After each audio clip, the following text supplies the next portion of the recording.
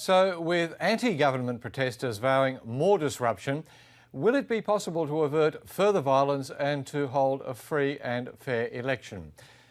At the same time, Thai Government Security Advisor Sean Boonprakong admits it was a mistake for Prime Minister Yingluck Shinawatra to seek an amnesty for her brother and former Prime Minister Thaksin Shinawatra, the move which sparked the initial protests. Sean Boonprakong, good to be talking to you. Yes, it's a pleasure to be here, sir.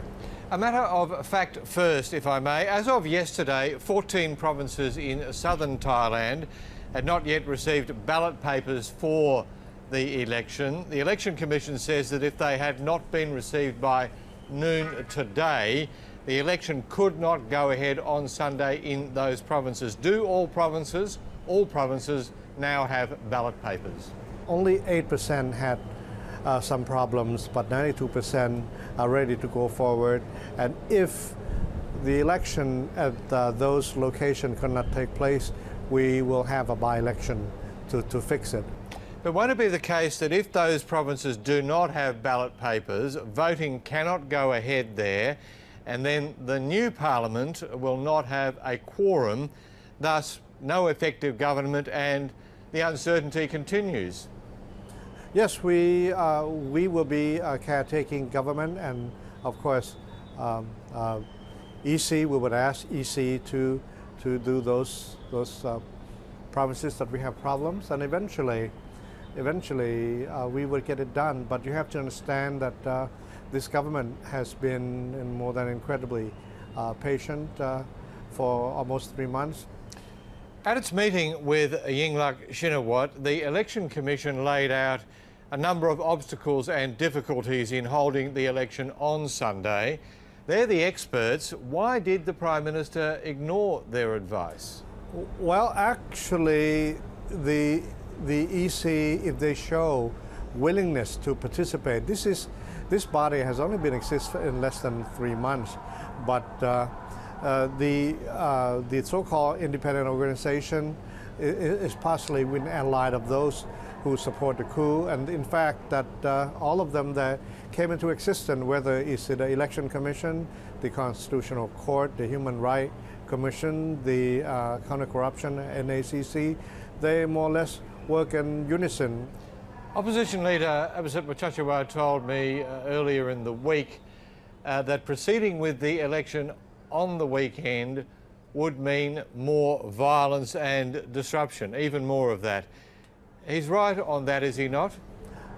There has been a sense of, big bully in the block, blocking everywhere, entering government houses, ministries, or even disrupting early election. But I think deep down inside, Suthep is trying to win over international community for legitimacy.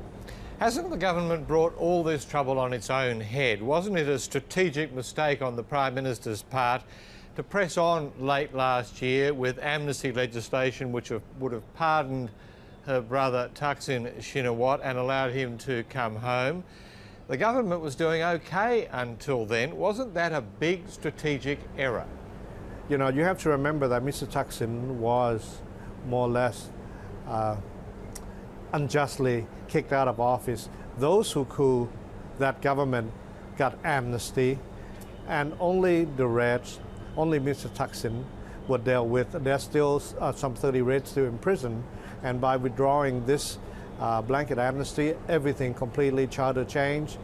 The government and the Pheu Thai party felt that they were being dealt a bad hand, and even back then, but then government realized it and trying to do right by doing this.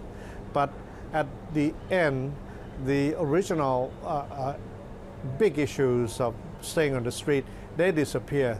This is why Prime Minister Yingluck doesn't want to give a justification that she's trying to hold on the power, even if in many a mistake was made. One final question. You've acknowledged that it will be some months, some time before anything beyond a caretaker government can be installed.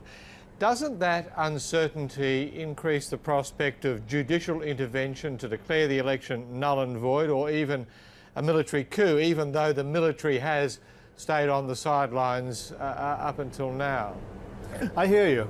In fact, the part of Thailand political crisis has been going since 2006 coup. But as you can see, even if this is the worst case scenario, Thailand is pretty resilient, and in a Thai way, we resolved it. If we have a mandate, then we will sit down and talk to all the independent organizations and bring forth. And I think that Thai people also want a fair ruling from those independent organizations. But in the end, we would be able to have some type of disagreement. I mean, for the past 20 years, Thailand has faced many difficulties, but we managed to pull ourselves out of a situation, and I'm optimistic that something like this could happen again.